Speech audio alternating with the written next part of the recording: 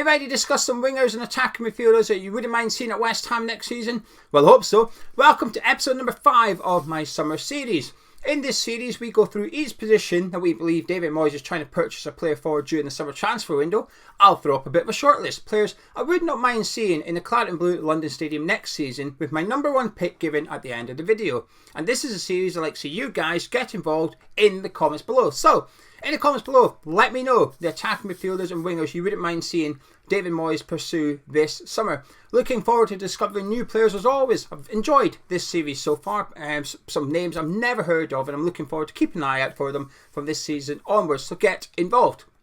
Now, let's start with a quick disclaimer, the quick reminder, shall we? It's made up. This isn't realistic. It's a little bit FIFA, it's a little bit Football Manager, but it's just a break from all the transfer rumours, and it's not what we think will happen at West Ham. Just players we wouldn't mind seeing at West Ham next season. It's as simple as that, really. Now, coming up, we've got a player with 1 cap for England, a player with no caps for England, and a player that will be capped by England very, very soon, should he continue his progress. Anyway, shall we get on with it? Let's go. Now, first up is a player likely to be on the move in the summer transfer window. I mean, that helps this series, doesn't it? It's a realistic target. A player that is expected to join another Premier League club becomes realistic for West Ham. Strongly linked to the likes of Everton and Nottingham Forest at the minute, and that's Wolves' Morgan Gibbs-White, as he's expected to leave them all in you for 25 million. Now, I must confess, when I did this list at the end of last season, and I put Gibbs-White on it, I was thinking maybe in the region of 15 million he'd be on the move. So 25 million is quite pricey. And it's a bit of a punt. It's a very expensive gamble. However, if it works, you are laughing. You've got a future England star on your hands if it works out. And I think at 25 million, while it's pricey, I think there's value in there. When I watched him last season for Sheffield United, he was on loan at Sheffield United, usually deployed as a striker. I could see him fitting David Moyes' West Ham. The more I watched him, the more I convinced myself he would work at West Ham. Not as a striker, not a replacement for Mikel Antonio, but in the roles that we saw Fornals and Said Benrahma occupy last season. In the number 10, out on the left, you could easily see Sheffield United's Morgan Gibbs-White playing there. So while he played up front for Sheffield United, it's the way he plays you could see it fitting under David Moyes. Using his strength well, using his pace, very direct, gets the ball, wants to turn and face the opposition's goal. Has that little bit of aggression about him, that bite, you know what I mean? That little bit of a bite. I think you need that sometimes to play under David Moyes' West Ham. And Morgan Gibbs-White has got it. Just 22 years of age. Now, you'd be forgiven for thinking he was older. Well, I say that because I thought he was older. I thought maybe he'd be about 24 by now. Because it feels like he's been around for a long time. I mean, he has been around for a long time. Made his Wolves debut when he was 18, so 4 years ago he made his Wolves debut. The year before that, scored for England under-17s in the World Cup final against Spain. And there's been a lot of hype about him for a long time, tipped as sort of England's next big thing. This guy was going to go on and play for England. He's going to do really well for Wolves. And I think it's fair to say you could be a little underwhelmed by his progress thus far. Obviously got in trouble during COVID. It hasn't quite worked out at Wolves. And I think a fresh start for him at another Premier League club would be good for him. And if that club can get the best out of Morgan Gibbs-White, I mean, 12 goals and 10 assists last season is nothing to be sniffed at.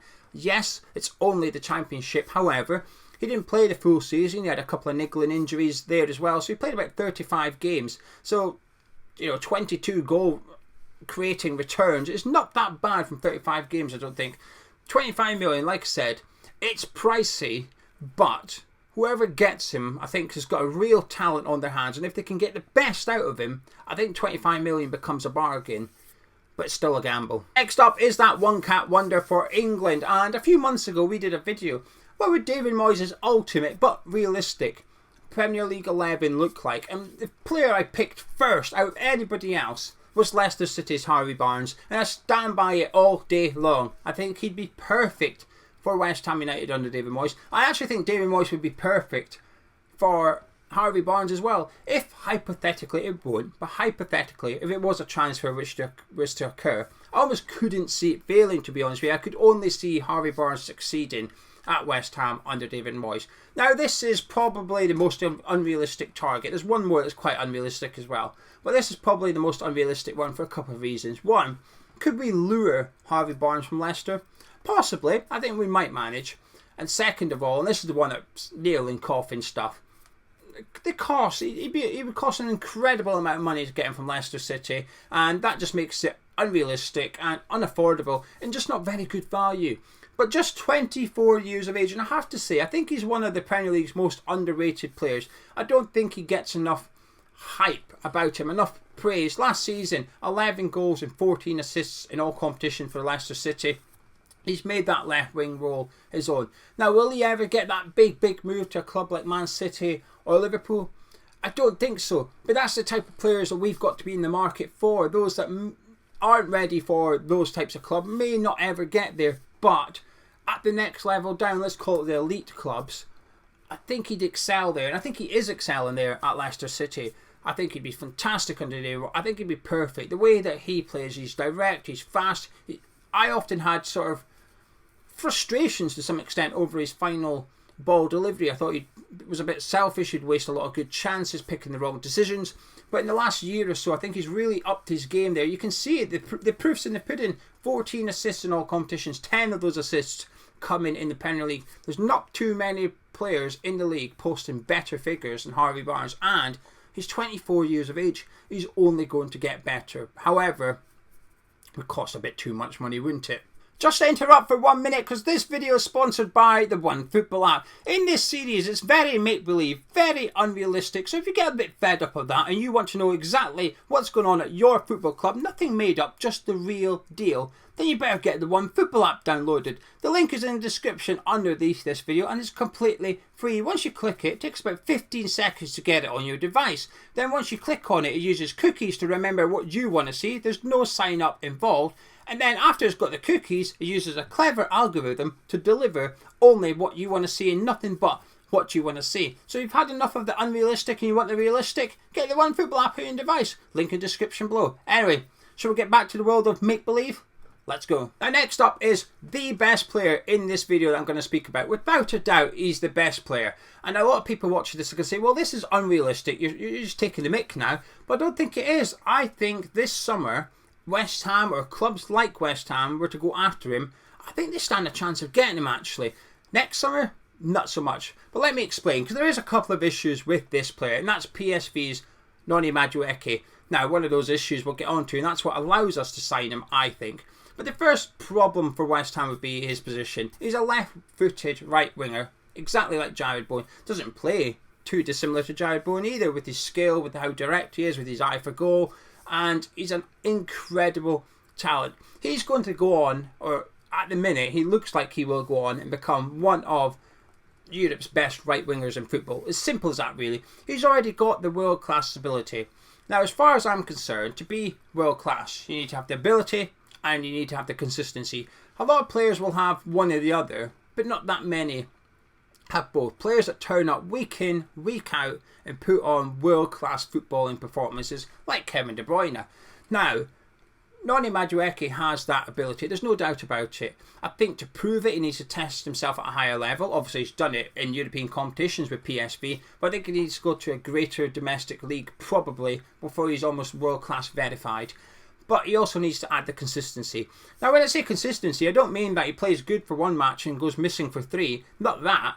Just injury-free. Last season is a prime example. Injured, comes back. Injured, comes back. Injured, comes back. He was out for half the season last year over various different months, but he still produced good numbers. 9 goals and 6 assists for PSV last season, and he is an incredible talent. I'll tell you what, you only need to watch this guy for one game, and you know how good he is. He turns up that much in a game.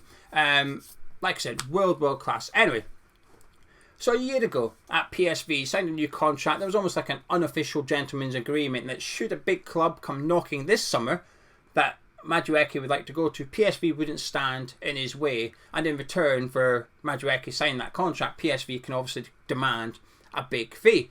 So it's half expected that he might leave this summer and probably head to the Premier League. But because of that injury record, I'm not sure he'll get the move to one of those big clubs. And bonus for West Ham, he's homegrown. He started off at Crystal Palace's academy before moving to Tottenham. Then as a youngster he went to PSV to try and crack it over there rather than break through in the first team in a Premier League club, which is becoming more and more common now, isn't it? I'm not against it either. It's working out for these youngsters to go overseas, get into a team that's probably easier to get into, establish yourself, get the experience, develop as a player, and then the Premier Leagues will come and get you because they can afford to. Arguably, it's not a bad thing for Premier League clubs either to say, well, actually, let these youngsters go to the overseas and then we'll just use our financial muscle to go and buy the finished article. So while Noni Madueke might be a little bit unrealistic, what I will say is next season, if he remains injury-free and he plays like the way we know he can play, produces the numbers that we know he can produce, next summer he won't come to West Ham, he won't come to clubs like us, he will only go to clubs like Man City or Chelsea or Liverpool. So this summer presents an opportunity for teams like West Ham to actually pick up a player that has world-class ability, could go on and become a real world-class player, and inevitably probably leave that club as well. But you'd be in the position that PSV are currently in, which is where we can demand big money for you. It's a rare opportunity. I would love to see him at West Ham. Do I think we will? No, of course I don't. We don't need him necessarily. Like I said, he plays in Jared Bowen's position. So there'd be a little bit of configuring how to work out with Madueke and Bowen in the same side. But, like I said, now and again you get opportunities to sign players you wouldn't otherwise. And I just think Madueke is one of those. Next up, it's the free one. It's Jesse Lingard. You knew I was going to put it in, and I know you're sitting there thinking, oh, come on, Gio, be a bit more adventurous. But I have to put him in here so I can pick him at the end along with somebody else because he's a free agent, isn't he? Why would I not have him? Anyway, Jesse Lingard, we know all about him. Shall we get cracking with the next one? Now, we all like it when our club signs a young player that we've never heard of with the potential to go on and do great things, but also the risk is they could potentially go on completely flop. We'll pack them off in a couple of seasons' time and pretend they never played for our club. So let me present to you my pick for the player that fits that category, and that's Wolfsburg's Omar Marmoush. Now, I say Wolfsburg, so you would have seen him play for Wolfsburg last season. He was on loan at Stuttgart, and that's where I picked him up a couple of occasions, and then he played at the African Nations for Egypt. We can't afford the Egyptian king in Mo Salah, nor can we get him. But what we can do is afford and get the Egyptian prince who plays on the left side, and that is Marmoush. Now, last season when he played for Stuttgart, he played left wing or striker, and I've seen him play both positions, only a couple of games in each position. But he caught my eye playing on the left, as he did in African Nations.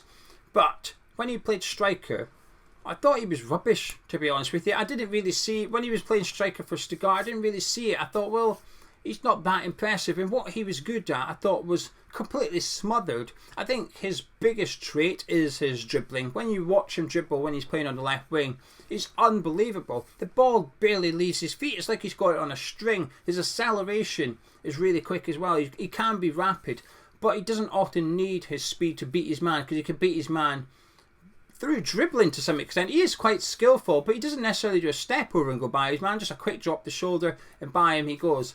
Just 23 years of age, so the potential's there. Is he the finished article yet? No, I wouldn't say so. I think there's a little bit of work to be done there. His numbers last season suggest that as well. 3 goals and 5 assists in the Bundesliga. Nothing to write home about, but it's enough to be interested in, I think. And like I said, we'd be buying him for the left wing role at West Ham rather than the striker one. For Egypt and African Nations, no goals or assists, but I thought he looked quite good in some of the games that I've seen him in. Played in the final as well against Senegal. So a player that intrigues me, should we say. But why have I picked him out? Well, because he's only got 1 year to go on his contract at Wolfsburg. Like I said, last season they shipped him out on loan at Stuttgart. He had a decent season, I would suggest. Takes the set pieces for Stuttgart, or did take the set pieces, took the corners, took the direct free kick, scored at least one direct free kick that I recall anyway. So he's got a lot to offer West Ham, a lot to like about him as well, and I think he's got what we are lacking. Somebody that can just push that defence back 5 yards. Somebody that's capable of beating the man out wide and getting the cross in. And that's certainly what Marmoush can offer at West Ham United. And like I said, just 1 year to go on his contract with Wolfsburg. And I don't think he'd cost that much either. I wouldn't be surprised if Marmoush is in the Premier League next season. He's been linked to a couple of other Premier League clubs, not West Ham United. But I would love to see him in the Claret and Blue next season, because I've got this sneaky suspicion he'd be a success in the Premier League. Time for the last player of the video, and hopefully no Crystal Palace fans are watching at this point, or they're probably going to get a bit annoyed and tell me I'm off my head. But I'm only including him because of David Moyes. We know in 2020 David Moyes wanted Eberechi Eze. He spoke publicly about it. that when Crystal Palace moved for him, West Ham just didn't have the finances available. We couldn't bid for him as well, so Crystal Palace got a clear run at him. Later on in the window, we would sell Grady Diangana and go and purchase, or loan in initially, Said Benrahma. But we know Moyes wanted Eze. And it's easy to see why. At the time, he was probably the most exciting player in the Championship. I would have loved him at West Ham as well, and I still will. Now, he's 24 years old. Remember at the start of the video I said about how discovering Gibbs-White's 22, I thought he was older than that. Well, Eze, I must admit, I thought he was younger than 24. I thought he was about 22 years of age. But it's easy to understand why, because a couple of seasons have basically been write-offs because of his injuries. Just 13 appearances in the Premier League last season due to those injuries. But he's back now. He's getting a pre-season under his belt, and I expect big things from him at Selhurst Park next season. However, as a player, what a talent this guy is. He could be one of the most exciting players to watch next season. The partnership prospect of Zaha, Eze and Elise next season at Palace is mouth-watering. I would love to see either of those players at West Ham United. And that's why I'm including Eze in this one. Because is he unrealistic? He probably is. However, this is the man that we know David Moyes wanted before getting Said Benrahma. So who better to replace Said Benrahma than the player that we know David Moyes wanted ahead of Said Benrahma? Some things in football, not always, but some things in football just make sense. I think he would be one of them. That's my short list and my 2 picks for this video. First up is Jesse Lingard. I know, I'm kind of cheating, but he's a free agent, so he's not coming out my virtual transfer kit, is he? So I'm going to have him because he's a freebie. So Jesse Lingard's one of them. Now, if I was being selfish, I would go for Noni Madueke because I do think, like I said, for the reasons I've given, I think he's a world-class talent. But it's a little bit selfish, a little bit indulgent because we don't necessarily need him. We don't need a right winger, do we? We don't. So what do I think is best for West Ham? Well, somebody that can play on the left-hand side. And for that reason, I'm going to go for Omar Marmoush as well. Just 23 years of age. I think he'd be a good price. It's a bit of a gamble, but I think he's got what we're lacking, that directness, that ability to take on a full-back and create from out wide. I think we're missing a little bit of that. Also, I should have said he's right-footed and plays on the left. He doesn't mind going down the line, but he can also cut in. A cheaper Bundesliga Harvey Barnes, if you like. So that's my 2 picks. And I want to know your picks. It doesn't have to be anyone I've mentioned. It could be anybody. Let me know in the comments below who you love to see at West Ham that plays attacking midfield or wingers. Every other position. We'll keep it for next week. Because next week is my last video of the series where I'll be taking a look back of all the players I picked, coming up with my Geo wish list. But I'm going to make a couple of last minute additions. Players have started to transfer to club, which then increases the availability of somebody already at the club that have purchased somebody. Does that make sense? Basically, I want to put Luke Shaw onto my transfer list. So I'll be back next week with my final episode. Thank you for joining me on this video. If you enjoyed it, please do drop a like on it. Subscribe to the channel. And like I said, get involved in the comments below with any attacking midfielders or wingers you would love to see.